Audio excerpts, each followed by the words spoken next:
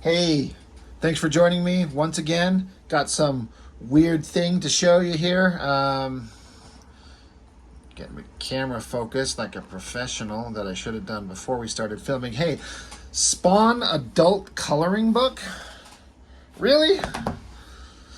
And it's interesting because it's got an Erik Larson black and white drawing on the front cover, as opposed to like you'd think a McFarlane image would be. What would be the thing to go on the front? There's a colored version of it on the back. But yeah, that's an Erik Larson drawing. I actually was watching a thread on Facebook that Erik Larson was part of, and I mentioned this.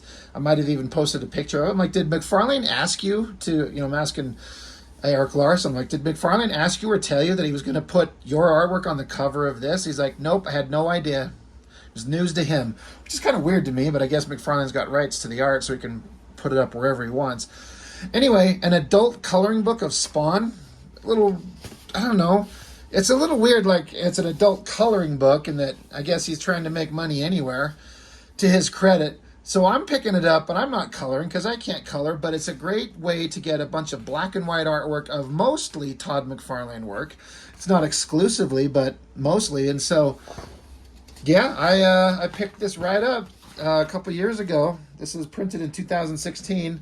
I probably found it in 2018, I believe. But, so it says pencil drawings on pages 7 and 18 are Erik Larson, layout drawing on page 81 by Rob Liefeld, which I can't seem to identify which one that is. Pencil drawing on page 91 by Whilce Portacio, cover art by Erik Larson and Todd McFarlane. So it's mostly McFarlane. There's the cover to issue 1 in just beautiful black and white, pretty well reproduced. That looks pretty slick. Page from one on the interiors of the book. I remember this one. Very neat looking, like the heavy shadows on it and the crazy angle. It's just neat to see McFarlane's artwork in black and white. I mean, I'm not saying it's better than color, but because I draw my own comics and all I can do is black and white, I like to see what the big professional guys do. This double page spread, I remember McFarlane doing I think it was like a YouTube short video where I think he busted this original artwork out. Can you imagine what he could sell this for if he ever decided to do that? I mean, issue 1, the big introductory 2-page spread in this ridiculous but awesome pose. Man, I bet he could sell that for a lot of money. There's that Erik Larson cover right there. With inks by McFarlane, because you can tell there's all this like McFarlane-esque noodling going on in there. Pretty freaking neat looking though. Pretty sure that's McFarlane doing an homage to the Walking Dead #1. That's kind of neat. This is when McFarlane went digital. I get why he does. I have these conversations often, and I've mentioned on my channel about I understand why people go digital, but I just prefer it when they did black and white artwork on paper, pencil ink on paper. That's what I prefer. Great design here with these black blocky buildings, the basic perspective, but you get the sense of being up high, and this crazy ridiculous cape thing that's just so freaking awesome. And I keep thinking like this drawing is great, but it looks unfinished to me in that it either needs to have the color like obviously it got when it was published, or if you were going to leave it black and white, I would blacken in the sky and put stars and a moon or something like that to make it look more finished. So I'm not saying there's anything wrong with it as is, because he obviously drew it with the intention of having it colored, but it's just kind of a random thought to have. But these are very McFarlane-esque buildings. Like, they just look like what he does. There's Spawn doing that Spider-Man pose. I think we've seen Spider-Man in his red and blue costume doing this pose, and then in his black outfit. And he throws in Spawn there. And I think that's funny. Like, I like that. I like it when they do little homages to their own work. It's kind of fun. Crazy hands and that foot coming up. Like, Spawn doesn't make sense posing like this, but you're doing a Spider-Man homage, so of course he's got to be that way. There's a page from Inside the Comics that was a medieval Spawn fighting Violator. Looks like it's I don't remember the page itself, but like this looks like it's a zoom in on a, like, I don't think this was the only thing on the page. I could be wrong. I can't remember exactly. Maybe it is. Maybe this is the entire page. I was going to say maybe it's a panel, zoomed in on, because there are some in here like that. There's that, well, not the one, but one of the ones right after the Batman Spawn crossover, that crappy, stupid crossover where Batman threw the Batarang in his face and he like tied his face up like a stupid football with the shoelace forever, for years and years it seems. He just ran around with this, and I hate it. It's so stupid. I don't get it. It's like he tries to make him this serious, scary character, but he's got his face laced up with the dirty shoelace. It's stupid, but the artwork, man, I love all that detail on that face, that mouth, that gritting teeth, all these little noodling lines, and that zombie rotting flesh head with the little hairs sticking out. He does these lines on here, like, these lines don't define anything, but it still works. It's still cool. That's McFarlane. It doesn't make sense, but it sure looks cool. There's McFarlane doing an homage to Savage Dragon #1. Savage Dragon, best Image comic out there by far. That's awesome looking. I like that a lot. Can't remember where this is from. Still pretty great. It's interesting, like, this original artwork has the bubbles where the words were. So I wonder if they did the words on the actual page, and so to get this in here they had to put it in there. They just take out the words. Interesting. Oh, excuse me. I apologize for yawning on camera. Holy crap. I like this shaded face. This little highlight on top of it, and then this like collar thing, this classic Spawn collar. Pretty sweet stuff. Here's that overkill or overt kill. I never thought he was interesting or cool or scary or anything. It was just a big dumb thing for Spawn to fight. I believe the first time this was ever seen was in Wizard, if I remember correctly. And I was kind of like instead of having spikes, these little studded things on his arm there, but he certainly did not stick with that for very long. But that's pretty awesome. That takes me back to a time when I was a kid and Spawn was brand new and we were all like, holy crap, this is going to be the greatest thing ever. Some panel from the books with Sam and Twitch. I mean, if this is an adult coloring book and you're going to try and color this, I don't even know where you start. That's so much clutter, and I like it, but it's so much. I feel like this is an Erik Larsen drawing. It's set in here somewhere. Let me just go back to that front page, because the pages aren't numbered. Pencil drawings on pages 7 and 19, but there's no page numbering, so I'm not going to go through and count them. That 100% looks like an Erik Larsen face with McFarlane ink, so I bet you that's what that is. I kind of know Erik Larsen's work enough. Awesome double page spread from the end of Spawn 4, maybe 3 or 4. We've got his heart ripped out. There he is holding it, the Violator, with these long spindly arms of his. Look at this weird creature thing going on here, this jaw. Just crazy inking lines everywhere, but man, that it works. I like his glowing hand. In color, this thing looked great. So that's really cool. What was that? It covered issue 3? Issue 2 or 3, but I'm pretty sure it's 3. I love it. It's just his head, his hand, and that big-ass cape flowing everywhere. And a bunch of shapes that are supposed to be bats, but it completely works. It sells you on it, you get it. You know what you're looking at. You got bats. I don't know who this is. Omega Spawn, is that what that is? Is this McFarlane? It looks like Greg Capullo artwork in a way. Maybe not. Either way, like I've said before about Spawn, none of these creatures and these monsters and these demons ever were scary or intimidating. They're like kind of laughable and like that's not scary. But like bug eyes and giant teeth and slobber and horns, it's scary, right? No, it's not. The art looks fantastic though. Oh, skipped a page. I always like that.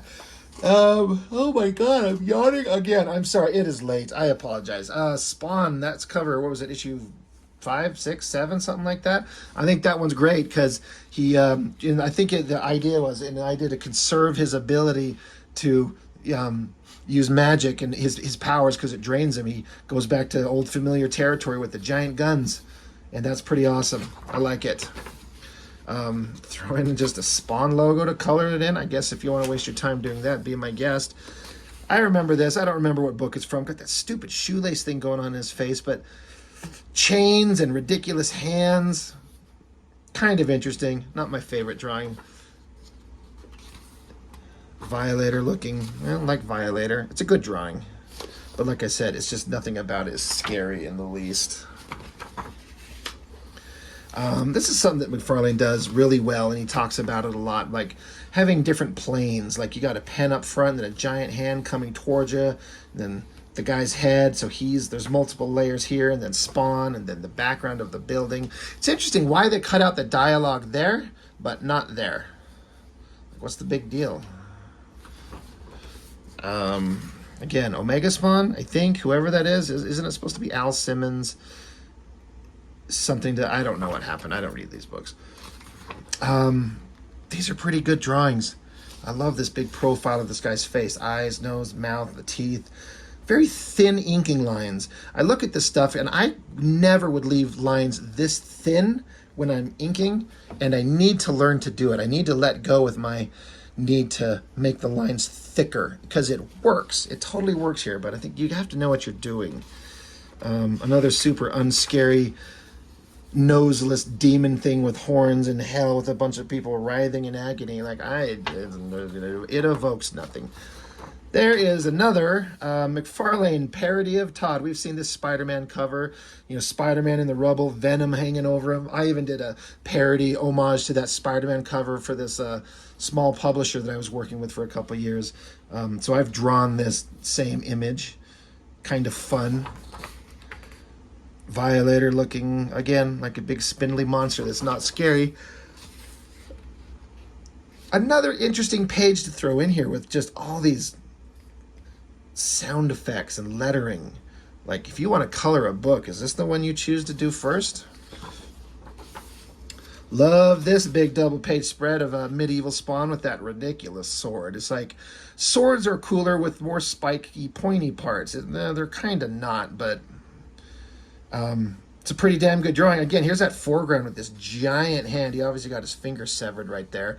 Like, just to give you an idea how big this is, like that's a pretty damn big drawing. And in size comparison of a regular comic, so you can see, it's a little bigger than a regular comic. So it's neat to see all this artwork bigger and blown up and in black and white. Very cool. That's kind of neat. Kind of surprised that's in there. Oh yeah, Violator just ripping people apart in those first, one or two issues of Spawn? I would think it was issue 2, right? I don't think Violator was in the first one. It's weird how he's got this stupid horn coming up over his back, and he's got his little arm just hanging onto it. It's just a weird thing. But it's fine. It's fine. Is this the Rob Liefeld pose? It said right up here, Rob Liefeld layout drawing. Again, I wish these pages were numbered.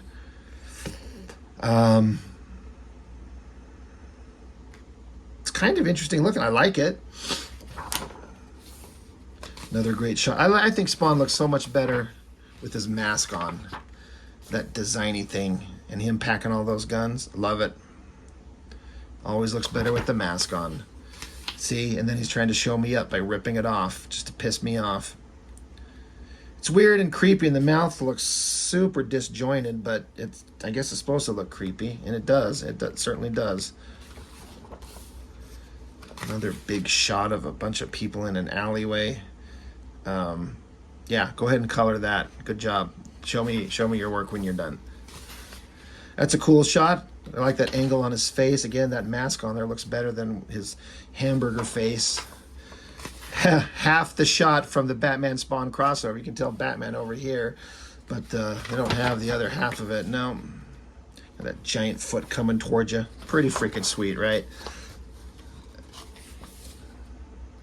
That's fine. Not bad. Oh yeah, that's an extreme close-up of a shot. I believe it was spread across 2 pages in the comic, and this is a close-up of it. You can tell the ink lines are really rough because it's a zoom in on the original artwork, but that's a pretty cool shot right there. That's awesome looking. Very cool. Thank you, Todd McFarlane. Some dead rotting corpse guy. Pretty cool. Good rotting face. once again, you want to color in these little random spawn shapes, go nuts. That looks boring as hell. Not coloring that ever.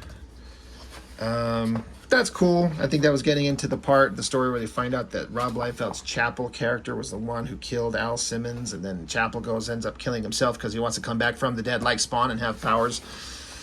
There's a hell of a double page spread right there. Check that out. Pretty sweet. No idea who this close-up of this guy's face is, but man, that's a pretty damn good drawing. Looks like it's a zoom in too. Like, I bet the original's a lot smaller. And then just a blank cover, I guess. So for you to draw your own damn thing. And then blank pages, and then there you go. So, just a random thing I've always wanted to show. Spawn adult coloring book. I ain't coloring shit, but great for some original black and white artwork. Looks really good. So, just a random fun thing to throw in there for something different. And that's all I've got for now. So, thank you for joining me. I appreciate it, and I'll see you next time.